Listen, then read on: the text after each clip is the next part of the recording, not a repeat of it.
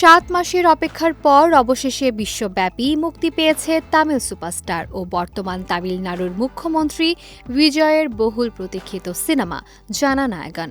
অভিনয় জীবনের শেষ সিনেমা হওয়ায় ছবিটি ঘিরে ভক্তদের আগ্রহ ছিল তুঙ্গে। মুক্তির পর থেকেই সামাজিক যোগাযোগ মাধ্যমে দর্শকদের প্রতিক্রিয়ায় দেখা যাচ্ছে। সিনেমাটি নিয়ে রয়েছে প্রশংসা ও সমালোচনার মিশ্র চিত্র।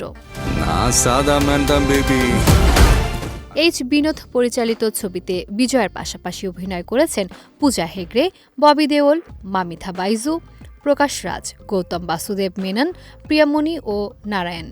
দর্শকদের অনেকেই বলছেন পর্দায় বিজয়ের উপস্থিতি বরাবরের মতোই কারিশমাটিক। বিশেষ করে অনিরুদ্ধ রবিচন্দ্রের background music, title entry, interval block এবং আবেগঘন দৃশ্যগুলো প্রশংসা কুড়িয়েছে। তবে ছবির গল্প নিয়ে রয়েছে ভিন্ন মত। অনেক দর্শকের মতে কাহিনী বেশ পরিচিত ধাঁচের এবং প্রায় 3 ঘন্টার দীর্ঘ দৈর্ঘ্য সিনেমার গতি কমিয়ে দিয়েছে। কেউ প্রথমার্ধকে উপভোগ্য বললেও দ্বিতীয়ার্ধকে তুলনামূলক দুর্বল বলেছেন। আবার কয়েকজনের মতে দ্বিতীয়ার্ধের রাজনৈতিক বার্তা এবং দীর্ঘ ফ্ল্যাশব্যাক অংশ ছবির অন্যতম শক্তিশালী দিক। খলনায়কের ভূমিকায় ববি দেওলের অভিনয় নিয়েও মিশ্র প্রতিক্রিয়া দেখা গেছে। কেউ তার চরিত্রকে প্রভাবশালী মনে করলেও অনেকের মতে আরও শক্তিশালীভাবে উপস্থাপন করা যেত।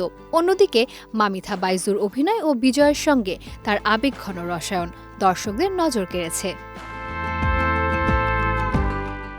জানা গেছে জানানায়গন নন্দমুরি বালাকৃষ্ণ অভিনীত ভগবন্ত কেসারি থেকে অনুপ্রাণিত। অভিনয় জীবনের ইতি টেনে এবার পুরোপুরি রাজনীতিতে মনোযোগ দিচ্ছেন বিজয়। তাই ভক্তদের কাছে এই সিনেমা শুধু একটি নতুন মুক্তি নয়, বরং দীর্ঘ চলচ্চিত্র ক্যারিয়ারের আবেগঘন বিজয়ের স্মারক হিসেবেই বিবেচিত হচ্ছে।